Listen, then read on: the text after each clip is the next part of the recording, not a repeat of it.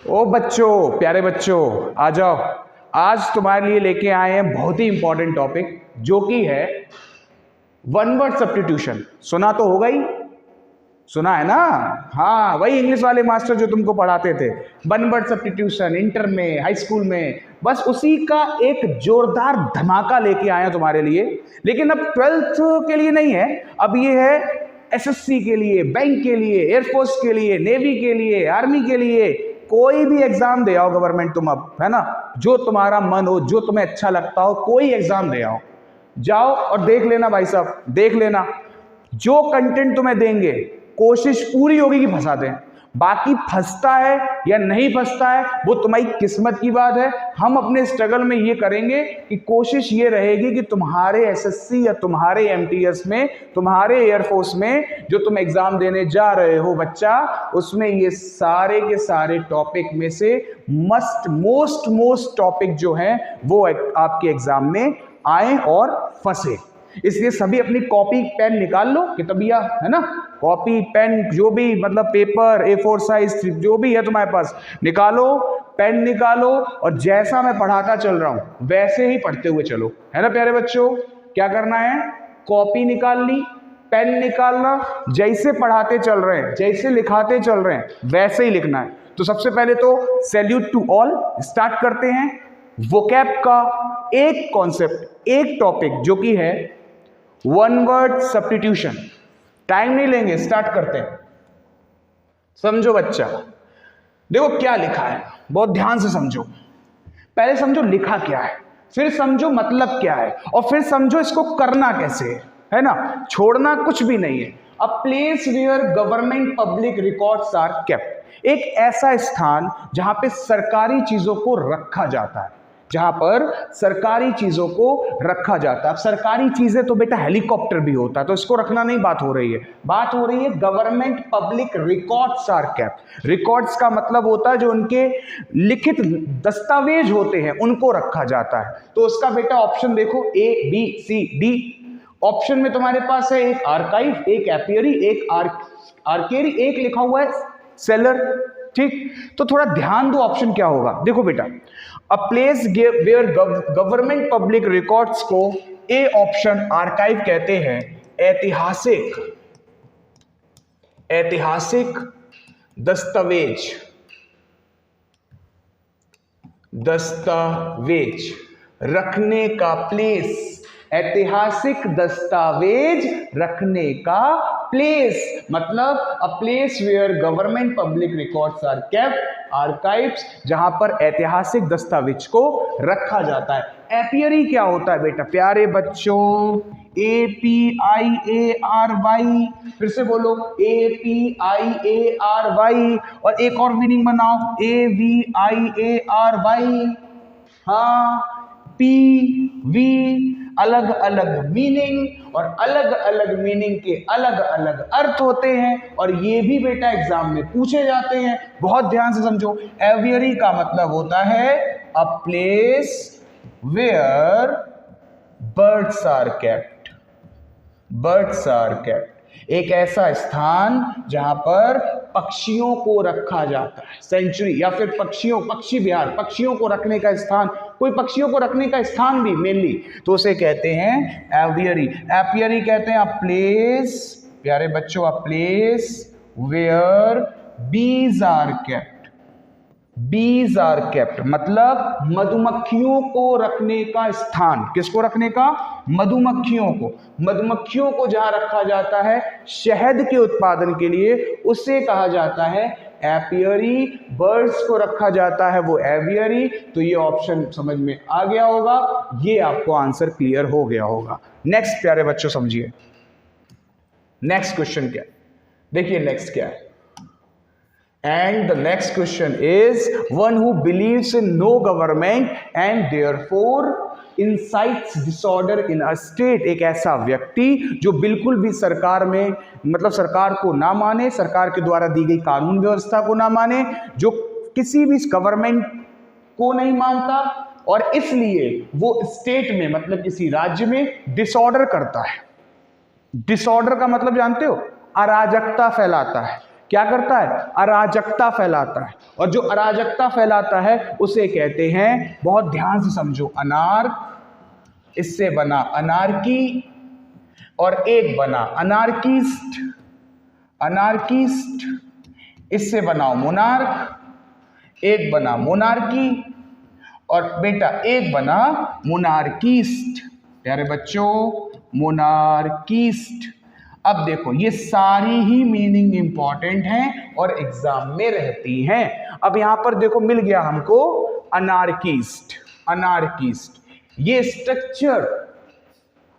Structure का खेल बेटा, ये स्ट्रक्चर्स को याद कर लिया जाए बहुत मीनिंग फंस जाती है। स्ट्रक्चर्स को लर्न कर लिया जाए तो बहुत सारी मीनिंग फंस जाती हैं। स्ट्रक्चर्स के लिए भी फर्दर क्लासेस में स्ट्रक्चर बेस्ड वोकैबुलरी भी रहेगी प्यारे बच्चों, परेशान होने की जरूरत बिल्कुल नहीं है। समझिए, अनार्किस्ट का मतलब अराजकता फैलाने वाला व्यक्ति होता है। मोनार्किस्ट, देखो बेटा यहां मिल गया मोनार्किस्ट। मोनार्किस्ट का मतलब बेटा जो राजा के शासन में, देखो बेटा एक गवर्नमेंट का शासन होता है, जब सरकारें काम करती हैं, जब सीएम और पीएम होते हैं, जब मंत्री होते हैं, जब लीडर्स होते हैं, वैसे ही बेटा किसी जमाने पहले गवर्नमेंट नहीं हुआ करती थी, राजा हुआ करते थे, उनके शासन हुआ करते थे, उनके मंत्री हुआ करते थे, सेनाएं हुआ करती थी, उनकी सेनापति हुआ करते थे।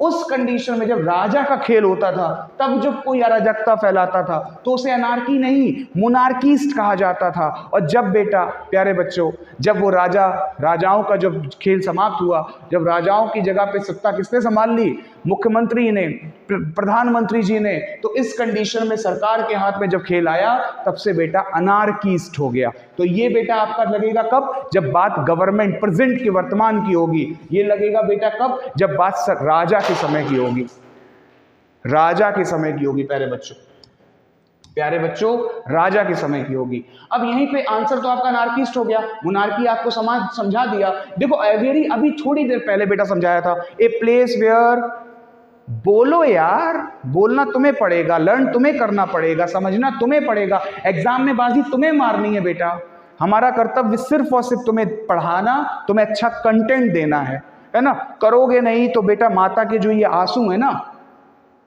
पिता की जो वो उलझने हैं, उनसे कभी भी संतुष्टि या उनको कभी भी बेटा याद रखना, माता के आंसू और पिता की बेटा उलझने, ये सब तभी दूर होंगी जब घर में तुम लग जाओगे। याद रखना, माता के आंसू, पिता की उलझने कब दूर होंगी? जब बेटा घर में तुम लग जाओगे, तभी बेटा उनको। आज वो बहुत कुछ सेक्रीफाइस कर रहे हैं तुम्हारे लिए, तुम्हें नहीं पता है बेटा। तुम तो केवल सुबह उठते हो, कोचिंग जाते हो, शाम को घर वापस आते हो, तुम्हें नहीं बताया जाता बहुत कुछ। उनके लिए तो पढ़ लो। ऑटोक्रेट का मतलब बेटा क्या होता है? डेस्पोट। क्या होता है? एकदम जनून होना चाहिए। क्या पूछा? ऑटोक्रेट क्या होता है? डेस्पोट, DESPOT, तानाशाह बेटा।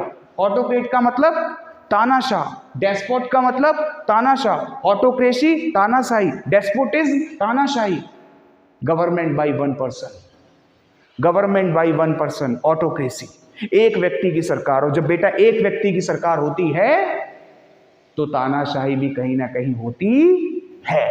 तो ये क्लियर हुआ प्यारे बच्चों। नेक्स्ट देखो, आगे देखो भैया, आगे देखो क्या कह रहा है। एक तो पास में खड़े होके ना दिखता नहीं है। अ person who does not believe in the existence of God. जो अब थोड़ा समझो। हाँ बेटा, एक्सिस्टेंस मीनिंग हम जानते, तुम एकदम पूछोगे मुझसे। एक्सिस्टेंस का मतलब होता है, क्या होता है? अस्तित्व। जो भगवान के अस्तित्व को मानता ही ना हो। ओ माई गॉड मूवी में है ना, ओ माई गॉड मूवी में देखा होगा आपने, कन्हैया जी के साथ जो थे, अक्षय कुमार जी के साथ, वो भगवान पे बिलीव नहीं करते थे, भगवान पे यकीन ही नहीं था। और बेटा कहा जाता है जो एक अच्छा क्या होता है, भगवान पे ना बिलीव करने वाला व्यक्ति जो होता है ना, वही बेटा एक अच्छा भगवान को मानने वाला व्यक्ति होता है। याद रखिएगा, क्योंकि वो दिल से बहुत सरल होता है, और जो सरल होता है उसके ईश्वर होते हैं। ईश्वर उनके नहीं है जो पूजा पाठ बहुत करते हैं लेकिन सरलता नहीं है जिनमें, है ना। सरल होना बहुत जरूरी है, याद रखिए। सरल का मतलब इजी, हर बात शेयर कर लो अपने ईश्वर से।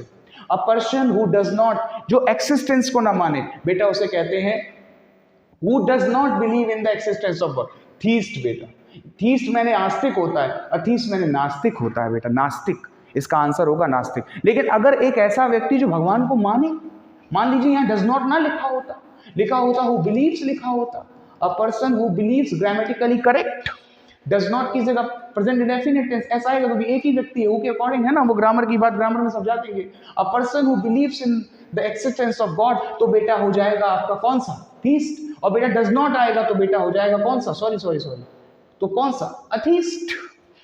क्लियर हो रहा है ना, बस चलते रहो ऐसे ही, बहुत कुछ क्लियर करवा देंगे तुमको। आगे लिखा है बेटा एस्केटिक।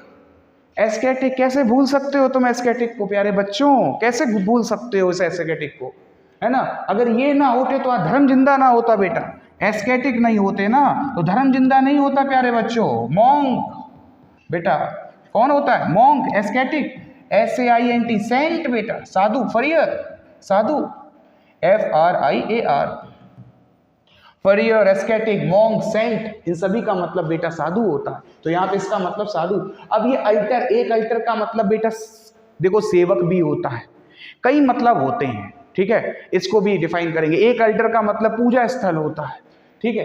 फिलहाल समझो, आगे चलते हैं, बहुत कुछ खत्म करना है। Place where bees are kept, बेटा अभी थोड़ी देर पहले, है ना, थोड़ी देर पहले तुमको पढ़ाया, खेल हो रहा है, ये लोग खेल रहे हैं तुम्हारे साथ। Aviary where birds are kept, aviary where bees are kept, तो बेटा आंसर कौन सा, ये वाला, तुम जान, ये नहीं, ये वाला। पी आ जाए तो बीज समझो, वी आ जाए तो वी से बेटा बर्ड समझो, है ना। बर्ड्स को रखने का स्थान एवियरी, एपियरी। पानी, एक्वेरियम लिखा है, जलीय जीवों को, जलीय जीव, जलीय जीव, एक्वेटिक, एक्वेरियम से बनाओ एक्वेटिक एनिमल, एक्वेटिक एनिमल अगर आ जाए, जलीय जीवों को रखने का स्थान बेटा ये सीमेट्री लिखा बेटा, सीमेट्री वही होता है कब्रिस्तान, है ना, कब्रिस्तान, सीमेट्री का मतलब कब्रिस्तान। तो अब तुम खुद बताओ आंसर कौन सा होगा बीस वाले का बेटा, APIARY, डन। नेक्स्ट देखो, नेक्स्ट देखो, आगे चलो, 5 नंबर देखिए क्या कह रहा है, words used in ancient times but no longer in general use now, ऐसे शब्द जिनका प्रयोग, ऐसे शब्द जिनका प्रयोग पुराने समय में किया जाता था परंतु अब नहीं किया जाता। बहुत सारे ऐसे शब्द हैं जिनका मायना, जिनका मतलब, जिनका मीन्स हम नहीं जानते हैं। कैसे, जैसे बेटा आपने कभी पिरामिड स्टडी को पढ़ा, मेसोपोटामिया की सभ्यता को पढ़ा, पिरामिड के ऊपर स्टडी किया, पिरामिड में बेटा मम्मी पाया जाता है, तब है ना, बंद होता है, ठीक उसके ऊपर कुछ लिखा हुआ है जिन्हें नहीं पढ़ पाते हैं आज साइंटिस्ट, जिन्हें नहीं पढ़ पा रहे हैं, कई ऐसे वर्ड हैं जिन्हें समझ में नहीं आ रहा है, तो वही शब्द जिनको पढ़ने वाले लोग विलुप्त हो गए, तो ऐसे शब्दों को कहा जाता है बेटा आर्केक। ये रहा ऑप्शन, एक सेकेंड, आर्केक का मतलब पुराने शब्द होता है प्यारे बच्चों, आर्केक का मतलब पुराने शब्द होता है, ऐसे शब्द जिनका प्रयोग पहले किया जाता था पर अब नहीं किया जाता, या उनको पढ़ने या समझने वाले लोग अब नहीं रहे, अब नहीं रहे बेटा। एंशियंट मैंने बेटा प्राचीन होता है, थोड़ा समझ लो, इसके सिनोनिम्स भी समझ लो बेटा।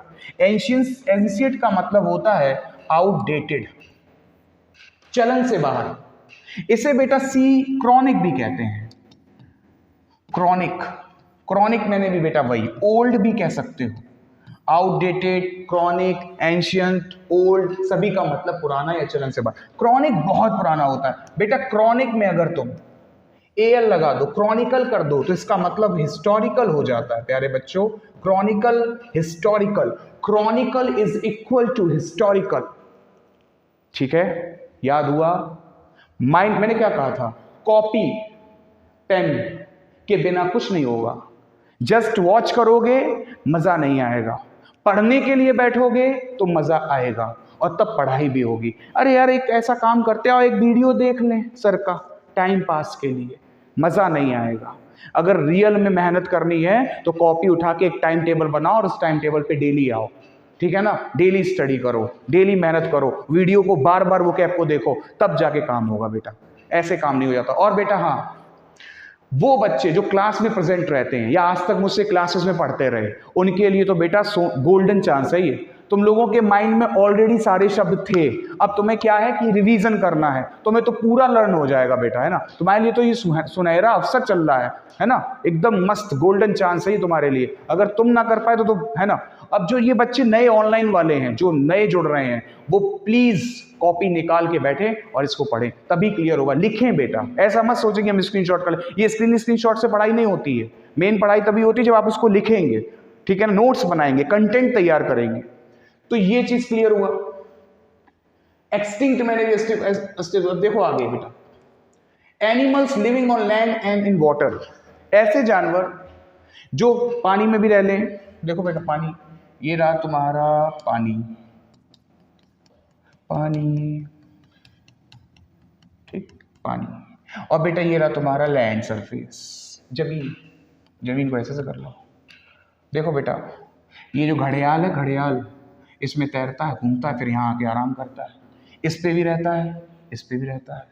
तो ऐसे वे सभी जानवर जो पानी में भी रह लें और जमीन पे भी रह लें, जिनके पास बोथ थिंग्स हैं, लंग्स भी है और कहीं ना कहीं गिल्स भी हैं। अब वो बायोलॉजी वाले और अच्छे से बता सकते हैं सर। तो ये बोथ चीज जहां पे है उन्हें अम्फीबियन कहा जाता है, हिंदी में बेटा उभयचर कहा जाता है, उभयचर। एम्बिगुअस लिखा है और एम्बिवेलेंट लिखा है, ये एक डिफरेंट मीनिंग है, अस्पष्ट होता है, ठीक है, अस्पष्ट, इसे क्लियर ना हो जो चीज, वो भी कहते हैं। नेक्स्ट देखो प्यारे बच्चों, क्योंकि बहुत सारी हैं, without the name of the author. मान लीजिए बेटा कोई किताब है, पहले जमाने में ऐसा होता था, जब हमारा देश आजाद नहीं हुआ था ना, जब हमारा देश आजाद नहीं हुआ था, तो ब्रिटिशर्स जो थे ना बेटा, वो जीने नहीं देते थे, तुम्हारी बुक लॉन्च नहीं होने देते थे। तुम्हें कोई बात अगर कहनी होती थी ना, तो तुम एक सेकंड, तब सोशल मीडिया नहीं थी, फेसबुक मैसेज डाला दुनिया पहुंच गया, ना यूट्यूब था। तो बेटा क्या होता था उस जमाने में, हम लोगों को अगर कोई बात अपनी कहनी होती थी तो हम जाकर हर जगह पहुंच कर गांव उसका प्रसार करते थे, तब वो बात जाकर के लोगों के पास पहुंच पाती थी या लोगों तक जा पाती थी, और वो भी गिनत लोगों के पास, जिनको हम गिन भी लें, 2 4 5 10 15 20 50 100। लेकिन अगर किसी भी बात को बहुत पूरे इंडिया के अंदर पहुंचाना होना था, दिल्ली में बात होती थी, समझ लीजिए केरला तक पहुंचते पैसे उसको 15 दिन लग जाते थे। दिल्ली की बात को पहुंचने में, विधुना तक आने में या फिर कानपुर तक जाने में बेटा 10 दिन 5 दिन लग जाते थे, क्योंकि कोई ट्रैवलिंग नहीं थी, कोई सोर्स ऑफ ट्रैवलिंग नहीं था, कोई कम्युनिकेशन नहीं था, कोई मीडिया नहीं थी। इसलिए बेटा उस समय में कोई जो बुक्स की लॉन्चिंग होती थी प्यारे बच्चों, है ना, उस पे ब्रिटिशर्स होने नहीं देते थे। रीजन, अगर कोई इंडियन पब्लिशर्स अपनी बात को किसी बुक में लिखता था प्यारे बच्चों, तो जो ब्रिटिशर्स थे, ठीक है ना, जो ऑटोक्रेट थे बेटा, वो ऐसे काम को होने नहीं देते थे। क्यों? क्योंकि उनको पता था कि कहीं ना कहीं कुछ चीजें ऐसी ओपन कर दी जाएंगी जो उन्हें प्रॉब्लम में डाल सकती हैं। तो बेटा क्या करते थे कि इसको अब लॉन्च तो करना था, बुक को पब्लिश तो करना था, तो पहली बार जो बुक होती है तो लॉन्च होती है, उसके बाद पब्लिश होती है। तो उस कंडीशन में बेटा क्या होता था कि बुक्स तो करी जाती थी राइट, लेकिन उस पर ऑथर का नेम नहीं डाला जाता था, ऑथर का नेम ही नहीं डालते थे, अनोनिमस कर देते थे, अज्ञात कर देते थे, पता ही नहीं किसने लिखी, क्योंकि पता नहीं होगा तो बंदे के ऊपर कोई दिक्कत नहीं आएगी। तो ऐसी कंडीशन में बेटा इसे कहा जाता है अनोनिमस, मतलब अज्ञात। एक बहुत अच्छा एग्जांपल दे तुम्हें समझाने के लिए। मान लीजिए आप किसी कोचिंग में कोचिंग पढ़ रहे हैं या स्टडी कर रहे हैं, साइंस पढ़ रहे हैं। कोचिंग को कैसे पढ़ लोगे, कोचिंग में तो जाओगे ना।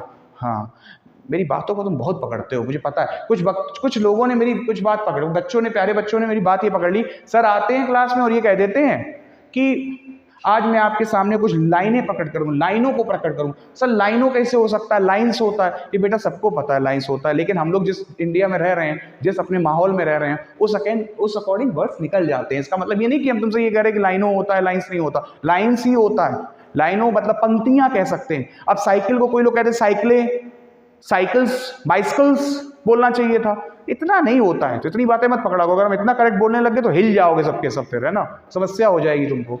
आगे देखो, आल्ट्रिस्ट का मतलब परोपकारी होता है, ये नहीं बेटा। मैग्नेट का मतलब तो दुनिया जानती है बेटा, है ना, मैग्नेट क्या होता है ना। मैग्नेट वही होता है लोहे से जब चिपकाते हो, ठीक है ना, ऐसे करके दूर पास, ठीक, चुंबक। आगे देखो, तो इसका क्या है, without the name of the author का मतलब एनोनिमस, मतलब अज्ञात होता है। क्लियर, ठीक है, आगे चलो, नहीं तो फिर यही पढ़ते रह जाओगे।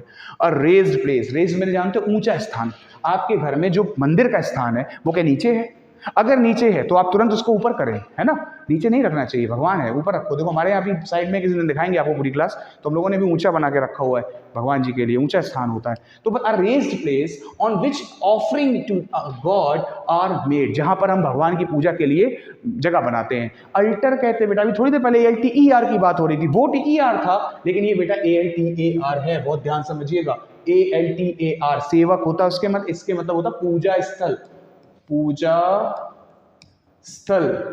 जब मैंने पूजा कहा तो पूजा बहुत ध्यान से देखने लग गई थी, गलत बात है बेटा, है ना, मैं उस पूजा की बात नहीं कर रहा था, या आपकी बात नहीं कर रहा, पूजा स्थल की बात कर रहा हूं। एक मेरी कजिन का नाम भी पूजा है।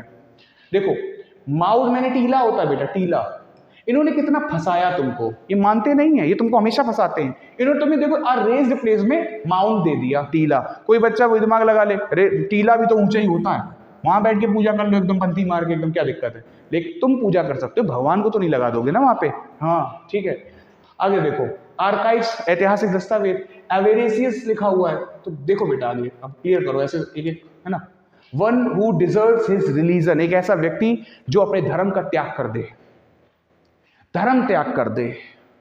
पता नहीं क्या सोच के धर्म त्याग कर देते हैं वैसे, देखो, लेकिन हाँ कुछ ना कुछ कारण होते होंगे। एलियन मैंने विदेशी होता है बेटा, एलियन अब्रॉड, फॉरेनर या फॉरेन, विदेश, विदेशी से रिलेटेड वर्ड्स। टर्न कोड, दल बदलू, ये तो बहुत ही अच्छा वर्ड है बेटा, दल बदलू। ये बेटा दल बदलू जो वर्ड है, देख लेना, हिंदी थोड़ा अच्छी है मेरी बहुत। दल बदलू ऐसा ही होता है, हाँ, दल बदलू। ये बेटा वही होता है जो कहेगा सुबह हम आपके, शाम को किसी और के, है ना, अगले दिन हम किसी और के, परसों किसी और के। तो इनका कोई विश्वास नहीं होता बेटा। ये रात में किसी और की, रात में हो सकता है कि किसी से पैसा ले लें, सवेरे जाके कहीं और बोर्ड थपक दें, है ना, इस टाइप के बच्चे मतलब लोग होते हैं। और ऐसा बहुत होता है गांव के अंदर भी, विलेज एरिया में। क्या उन्होंने कहा यार एक दे दिया 40 रुपये 50 रुपये वाला, बस अगले दिन मोहर कहीं लगनी थी कहीं लग गई। तो देश का विकास तो बेटा ऐसा ही हो रहा है ना, और करने वाला कौन है, आप ही लोग हैं, है ना। तो आप लोग क्यों हैं, क्योंकि कहीं ना कहीं आप लोग समझा नहीं रहे। समझाएं उन्हें, पढ़ाई, एजुकेशन, शिक्षा, डिफेंस के नाम पर वोट दीजिए, है ना, डिजिटल के हिसाब से वोट दीजिए, वो नहीं होना है। पौए के नाम पे वोट मिलते हैं, तो फिर कैसे काम चलेगा। तो देखो आगे, और कहीं ना कहीं सब है, सब बेटा, सब खेल करते हैं, कोई कम नहीं है। उसकी रीजन हम एजुकेटेड कम है, प्रॉब्लम है हम एजुकेटेड कम है। जिस दिन हम एजुकेटेड हो गए ना, उस दिन इन सबको बहुत पसंद ही नहीं करेंगे। ये क्या, व्हाट इज दिस, पसंद नहीं करेंगे। ठीक, टर्न को दल बदलू होता है, ये आंसर नहीं है। वन हु डिजर्ट बेटा एपोस्टेट, यही इसका आंसर है, धर्म त्यागी, धर्म त्याग कर देने वाला प्यारे बच्चों।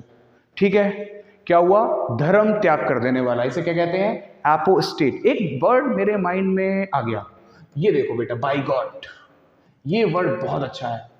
ये वर्ड का मतलब होता है जो अपने धर्म को लेकर के बहुत कट्टर होते हैं बेटा। धर्म को लेकर के जो बहुत कट्टर हो, उसे कहा जाता है बाय गॉड। ठीक है बेटा, चलो प्यारे बच्चों, बेटा और बेटियों, आगे बढ़ते हैं। One who can use either of his hands with ease. जब ये वाला वन वर्ड जब भी आए बेटा, आइदर ऑफ वन हैंड मतलब अपने कोई भी एक हाथ से लिख ले, मतलब दोनों हाथ में से किसी भी एक हाथ से लिख ले, उसे बेटा प्रणवदा कहते हैं। क्या कहते हैं, प्रणवदा। दादा कर दो प्यार से, है ना। प्रणव दादा कैसे कहते हैं, हमारे जो राष्ट्रपति थे प्रणब मुखर्जी जी, वो अपने दोनों में से किसी भी एक हाथ से लिख लेते थे, ये उनमें खूबी थी। ऐसे बहुत से लोग रहे भारत के अंदर, तो इनमें भी ये कला थी कि अपने दोनों में से किसी भी एक हाथ से, चाहे इससे लिखाओ चाहे इससे लिखाओ, दोनों से लिख लेते थे। और कुछ तो ऐसे होते जो एक ही समय पे दोनों से लिख लेते हैं, ये पता नहीं कौन सा ब्रेन यूज करते हैं। One who can use either of his hand with ease, आसानी से, इसे एम्बीडेक्ट्रस कहते हैं प्यारे बच्चों। क्या कहते हैं, एम्फीबियन ऑलरेडी क्लियर हो गया, एम्बिगुअस आसपास क्लियर हो गया, ये और बता दें आपको, और इसका ये आंसर वैसे ये है, ambidextrous, a person who can use either of his hands with ease, जो अपने किसी भी एक हाथ से का उपयोग कर लेता है और लिख लेता है। तो ये इसका आंसर हो गया। और याद कैसे रखें एम्बीडेक्ट्रस को, प्रणव दादा से। ठीक, आगे देखो, लिखा हुआ है अमेचर, इधर ले आओ इसको। अमेचर का मतलब होता है SCIOLIST। सर हम पेपर देने जाते हैं, एयरफोर्स का भी देते हैं और हमने एसएससी भी दिया था इस बार, सीडीएस का पेपर भी सर दिया था। तो बच्चा हुआ क्या, ये बताओ क्या दिक्कत आ गई उसमें, क्या प्रॉब्लम थी कोई, क्या हुआ, पेपर इंग्लिश कैसी आई थी? सर मैथ्स तो आ गई बहुत अच्छी, इंग्लिश में सर प्रॉब्लम ये हो गई कि हमने इंग्लिश में सर पता नहीं कौन सी वोकैब पूछ देते हैं, पता ही नहीं चलता क्या आ जाता है। वोकैब तो पता नहीं कहाँ से आती है, मंगल ग्रह से आ जाती है शायद, कि पता नहीं कहाँ से, जुपिटर से आ रही कि मार्स से आ रही, क्लियर ही नहीं हो रहा। एक्चुअली बेटा तुमने जो वोकैब पढ़ी थी वो कौन सी पढ़ी थी? तो मैंने देखा भाई कौन सी वोकैब पढ़ी, ये सर ये वाली वोकैब। मैंने देखा यार क्या है ये, हाँ सीनियर मैंने बड़ा, जूनियर मैंने छोटा, अच्छा 8 मैंने गणा होता है, अच्छा टर्जेट, अच्छा अप मैंने ऊपर डाउन, अच्छा ठीक है अप्स एंड डाउन्स, ठीक है। ये पढ़ोगे तो बेटा काम नहीं होगा, है ना, यही पढ़ना पड़ेगा, यही वाला वोकैब आएगा, ऐसा ही वोकैब पूछा जाएगा, ना कि वो पूछा जाएगा एकदम, है ना, काइंड मैंने दयालु और हेट मैंने घृणा और वो सब, है ना। ये पढ़ो, यही लाओ अपना स्ट्रक्चर, अपने आप को स्लाइड बनाओ, तब निकलेगा। नहीं तो सोचो कि ये क्या चल रहा है, तभी फंसता नहीं है, होता नहीं है।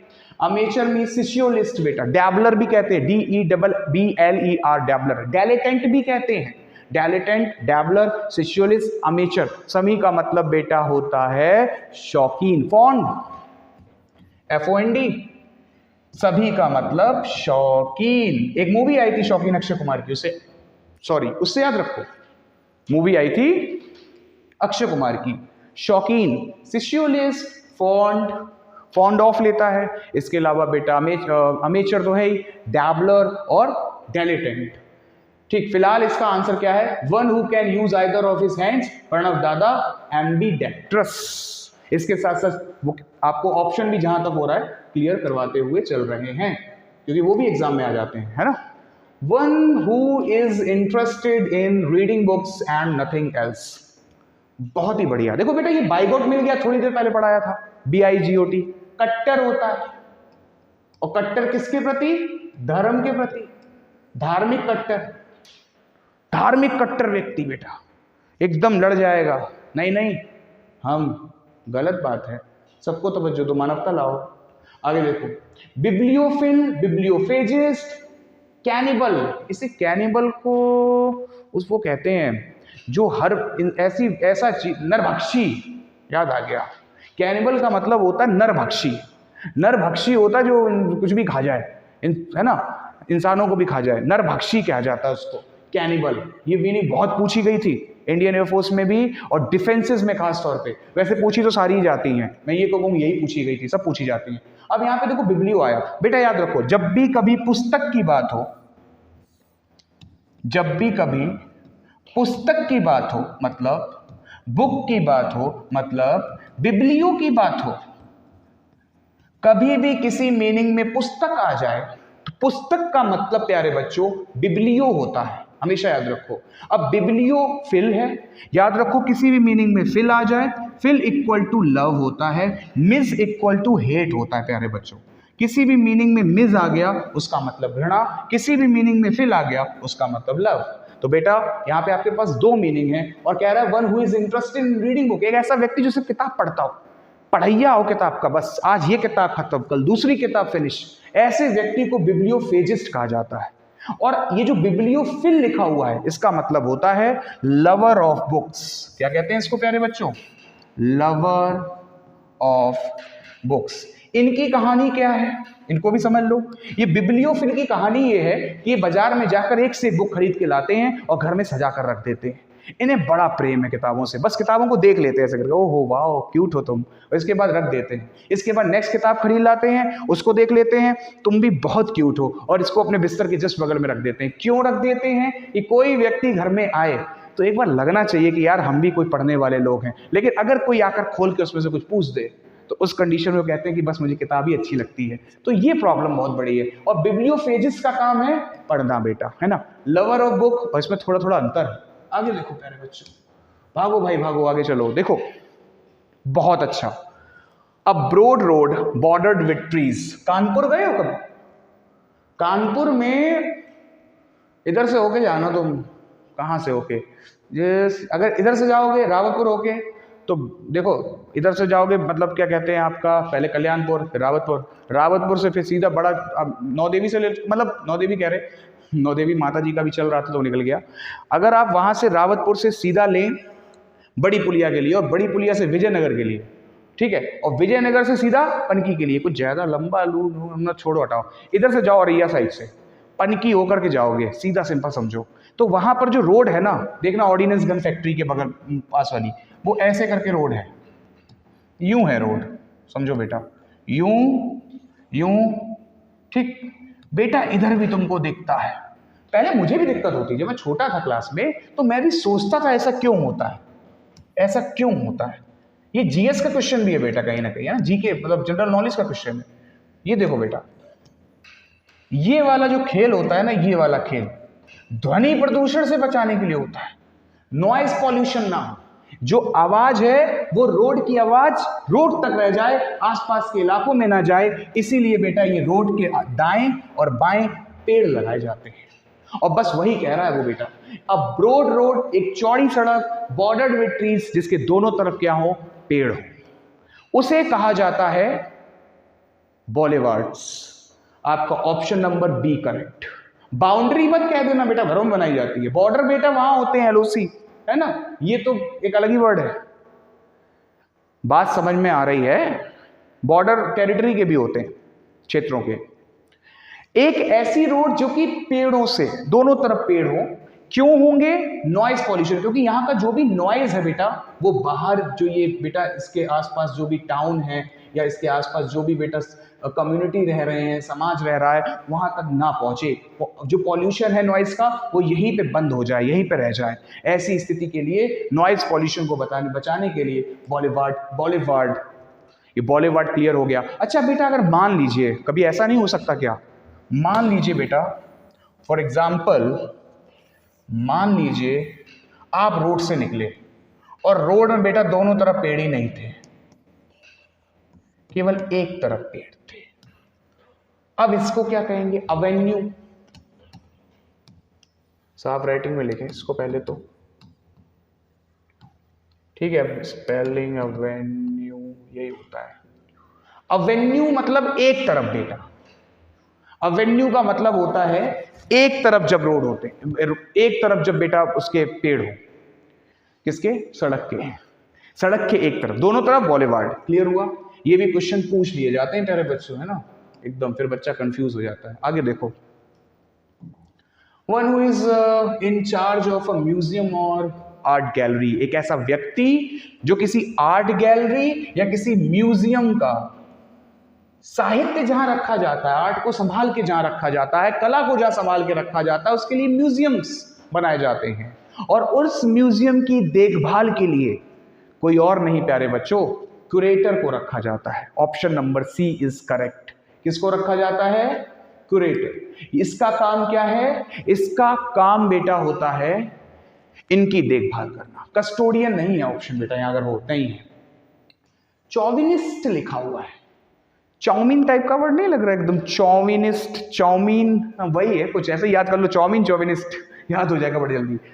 कैसे, मतलब बोलने में बड़ी दिक्कत हो रही होगी तुमको, जैसे चाउमीन अजीब सा, चौविनिस्ट चाइनीज टाइप का है, तो तुम चाउमीन बोलो, चाउविनिस्ट।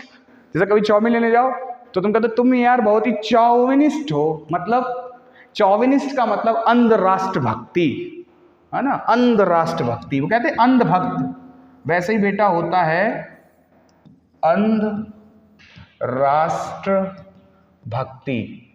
जब कोई व्यक्ति अंध राष्ट्र भक्ति करने लगे, किसी भी दूसरे देश का हो या कहीं का भी हो, तो वो कहलाता है चौविनिस्ट। और नेशनलिस्ट जो होता है वो राष्ट्रवादी होता है। ठीक है प्यारे बच्चों, ये थोड़ा सा माइंड में रखना। आगे चलते हैं। Person who is skilled in horsemanship, horsemanship का मतलब जो बेटा घोड़ा रेस मूवी पहुंच जाओ, ज्यादा दूर मत जाओ। रेस 2 आई थी ना, रेस 2, उसमें क्या होता था, सट्टे लगाए जाते थे, जुआ खेला जाता था। अच्छा, जुआ को इंग्लिश में क्या कहते हैं, BRIBE, ब्राइब, ब्राइब मैंने जुआ, ठीक है, जुआ ये वाली नहीं, इसको तो कुछ और कहते हैं, इसको कहते हैं लाइज या लूज, लाइज कह दो, बहुत सारी जुआ, वो जुआ वो वाली नहीं है, ये ब्राइब वो वाला जुआ है जो खेला जाता है ना। आजकल तो इंडिया में भी कोई बैन नहीं है इस पे, सब चल रहा है। तो रेस 2 मूवी में जो हॉर्स का रनिंग कराया जाता है, मतलब घोड़े पे कर्तव्य दिखाने वाला व्यक्ति, उसे कैवलरी कहा जाता है। यहाँ पे कैवलियर लिखा हुआ है, option A is correct. Cavalry, cavalry का मतलब होता है पर्सन हु स्किल्ड इन हॉर्समैनशिप, ठीक है ना, ही इज कॉल्ड, क्या कहलाता है, बताओ भाई, कैवलियर लिखा हुआ है, ठीक। वी कैन से कि जो व्यक्ति घोड़े पर कर्तव्य दिखाएगा उसे कैवलियर कहेंगे या कैवलरी कहेंगे। अच्छा, अब घोड़े पे कर्तव्य दिखाना ये कैवलियर कहलाता है। घोड़े पे कर्तव्य दिखाने वाला जो ऐसे कैप, याद रखो जब ब्रिटिश जमाने की मूवीज देखते थे तो उसमें नहीं वो घोड़े पे चलते थे एकदम, और यहाँ तलवार वगैरह एकदम वो उनका रहता था, और इसके बाद में वो कैप लगाए हुए थे और फिर थोड़ा कर्तव्य वर्तव्य दिखाते थे। हाँ, वो कर्तव्य ही दिखाते थे। आगे देखो, उनको कहते हैं कैवलरी मैन। कैवलरी मैन का मतलब होता है घोड़े जो व्यक्ति बैठा होता है उसको कहा जाता है, ठीक है। कंपाइलर ऐड करने वाला होता है। आर्किटेक्ट क्या होता है? Person who design building, a person who design building, एक ऐसा व्यक्ति जो बिल्डिंग डिजाइन करता है। बेटा इसके लिए बकायदा डिग्री लेनी पड़ती है, स्टडी करनी पड़ती है, ऐसा ही नहीं कोई बन जाता है कि मुंह उठाया और बन गए आर्किटेक्ट, है ना। और मैथ्स मेंसुरेशन तो बहुत ही अच्छी हो, 2D 3D एकदम मस्त। अ disease which spread by contact, एक ऐसी बीमारी जो छूने से फैलती हो। कोविड काल में कोरोना, सिंपल समझो। कांटेक्ट लिखा, कांटेक्ट का तो मतलब कुछ भी हो सकता है, नंबर ही हो सकता है। और कॉन्टेजियस, कॉन्टिगुअस, एपिडेमिक, एपिडेमिक का मतलब महामारी होता है प्यारे बच्चों। देखो महामारी, एक महामारी को भी समझ लो, 3 होते हैं, एंडेमिक, एपिडेमिक और पैंडेमिक। सबसे बड़ी महामारी ये होती पैन, जब पूरे विश्व में आ जाती है महामारी तो उसे पैंडेमिक कहा जाता है। उससे छोटी है एपिडेमिक, फिर एंडेमिक, ऐसे करके होता है। छोटी बड़ी बड़ी महामारी पे भी डिपेंड, महामारी के भी क्लास डिवाइड है कि वो कितनी बड़ी महामारी है, किस एरिया तक पहुंची है। अब आती है कॉन्टेजियस और एक होती है कॉन्टिगुअस। कॉन्टिगुअस सटा हुआ, कॉन्टेजियस सटा हुआ था। कॉन्टिगुअस का मतलब में भी या क्लियर है, कॉन्टेक्ट से छूने वाला, जैसे कहते हैं छुआछूत की बीमारी, कॉन्टिगुअस, ठीक है। इसको एक बारी क्लियर कर लिया जाए, कॉन्टेजियस या फिर कॉन्टिगुअस। तो यहां पर कंफ्यूजन मुझे भी हो गया है कि कॉन्टेजियस है कि कॉन्टिगुअस, इसलिए इसको क्लियर करें कि भाई देखो फिर से समझो, अ disease which spread by contact, एक ऐसी डिजीज जो कि छूने से फैलती हो उसे कॉन्टेजियस कहते हैं या कॉन्टिगुअस कहते हैं। अब देखो यहाँ पे बहुत आपस में वो है, एक का मतलब होता है सटा हुआ, एक का मतलब होता है सटा हुआ, और एक का मतलब होता है संक्रामक। लेकिन अब प्रॉब्लम आ रही है कि कॉन्टेजियस का मतलब होता है संक्रामक कि कॉन्टिगुअस का मतलब होता है संक्रामक करेंगे। लेकिन इसको मैं आगे बढ़ा रहा हूँ, विरोध तो माइंड में आएगा तो बता दूंगा। आगे देखो, the care taker of a public building, public building का केयर करने वाला, देखने वाला, देख रेख करने वाला, अ care taker of public building. Care taker का मतलब होता है देखभाल करने वाला। पब्लिक बिल्डिंग होता है जो सामाजिक, सामाजिक तो नहीं कहेंगे, पब्लिक मतलब होता है जो पब्लिक, जो हम लोग आमतौर पे लोग जहाँ पे रहते हैं देखने, उसे क्या कहते हैं बेटा? कस्टोडियन कहते हैं। इसे कुरेटर नहीं कहते, इसे कस्टोडियन कहते हैं। कुरेटर किसे कहते हैं वो पहले बता दिया था। कस्टोडियन का मतलब the care taker of public building, clear. यहां कुकोल्ड लिखा हुआ है, कुकोल्ड को भी समझाएंगे, वार्डन भी नहीं होता बेटा, इसका आंसर सी है। और कुकोल्ड का मतलब होता है एक चरित्रहीन स्त्री, करेक्टरलेस वोमेन कह सकते हो आप इसे, क्या कह सकते हो? करेक्टरलेस वोमेन, है ना, कुकोल्ड।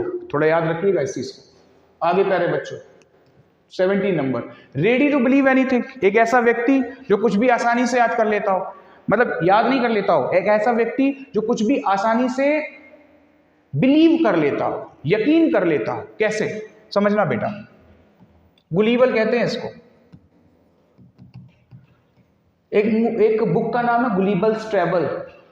गुलीबल्स ट्रेवल्स के लिए वर्ब सिंगुलर लगाई जाती क्योंकि बुक का नाम है। ये नाउन में खूब पढ़ाया जाता है हम लोगों को। अरेबियन नाइट्स, है ना, ट्विन टावर्स, ये वहीं से उठाओ। गुलीबल का मतलब सहज विश्वसनीय मूर्ख होता है, सहज विश्वसनीय, या फिर इसे मूर्ख भी कहा जाता है।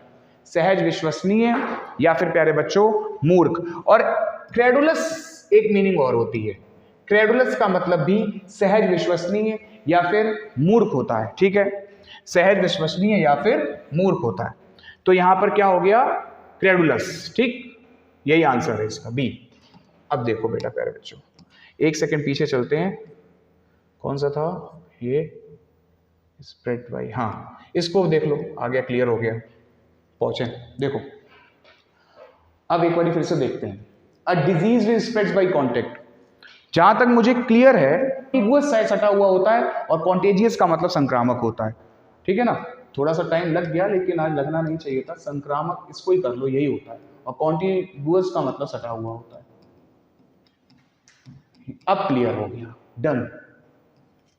माइंड में राइम को लेकर कभी कभी भ्रम, इल्यूजन, हाँ तो एक मीनिंग भ्रम आ गया। चलो जब मैंने पिछली क्लास में पढ़ाया तो बताओ जल्दी, मतलब क्या होता है, जल्दी बताओ। इल्यूजन, और क्या होता है बेटा, इल्यूजन। आप वोकैब पढ़ रहे हैं, ग्रामर नहीं पढ़ रहे हैं, माइंड में कभी कभी राइम प्रॉब्लम हो सकती है, जब मेरे जैसा व्यक्ति है ना रिवीजन नहीं करोगे दिक्कत में आ जाओगे। इल्यूजन मैंने भ्रम, डिल्यूजन मैंने भ्रम, कैमरा का मतलब भी बेटा भ्रम, मिसअंडरस्टैंडिंग का मतलब बेटा भ्रम, मिसअंडरस्टैंडिंग का मतलब प्यारे बच्चों भ्रम। क्लियर हो गया। आगे देखो, यहाँ पे एक बार फिर से क्लियर कर लो, जहां तक मुझे 100% क्लियर हो रहा है। A disease which spreads by contact, एक ऐसी बीमारी जो छुआछूत से फैलती है, उसे कॉन्टेजियस कहते हैं। कॉन्टिगुअस का मतलब होता है सटा हुआ, ठीक है, संक्रामक। एक सेकंड फिर से गलत हो गया, बार बार मुझे भ्रम आ जाता। कॉन्टेजियस का मतलब होता है संक्रामक, कॉन्टिगुअस का मतलब होता है सटा हुआ। हाँ बार बार ये चीज फिर से गलत करो, इसको सही करो, ठीक। टाइम लग गया, चलो दिमाग ना खाओ, खा जाएगी मूली, खत्म कर देगी, पूरा क्लास इसी में चला जाएगा, बर्बाद हो जाएंगे। आगे देखो, समझ लो। अ पर्सन हु, ये समझ लो एक बारी, a disease which spreads by contact, जो छुआछूत से फैले, फिर से क्लियर कर लो, कॉन्टेजियस, ठीक है। और कॉन्टिगुअस का मतलब होता है सटा हुआ। तुमने बहुत पकाया मुझे आज, तुमने मुझे बहुत पकाया है, चलो दिमाग खा लिया मेरा, चलो याद आ गई, लेकिन भगवान की दया से। Ready to believe anything, credulous हो गया था ना, बिलीवर भी कहते हैं इसको, सहज विश्वसनीय। आगे चलो, यहां तक पहुंचे।